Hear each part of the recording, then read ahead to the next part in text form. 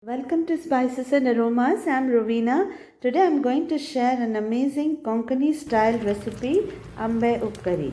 Ambe Upkari is a Konkani specialty dish, simple yet absolutely delicious. It's a must try during the mango season.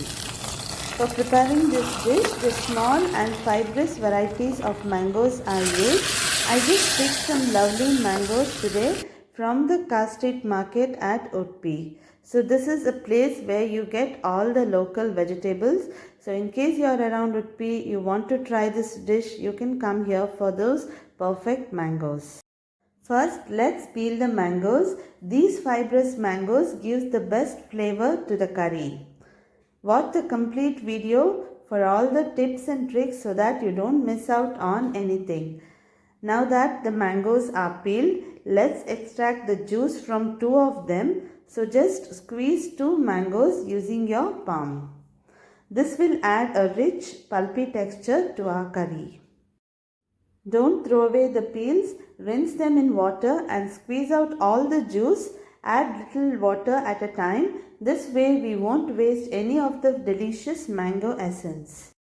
If you like my recipes, please don't forget to like, subscribe and follow my channel for all the upcoming updates.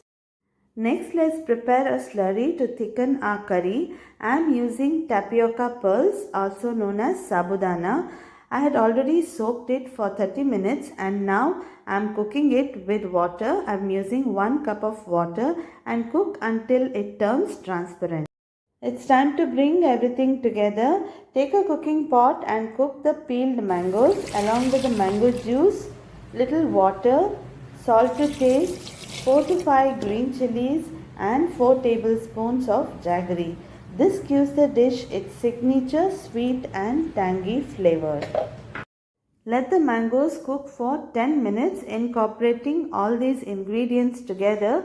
The spicy flavor from the green chilli, the sweetness of the jaggery incorporates well with the tanginess of the mangoes. So this blend gives a wonderful taste to this curry.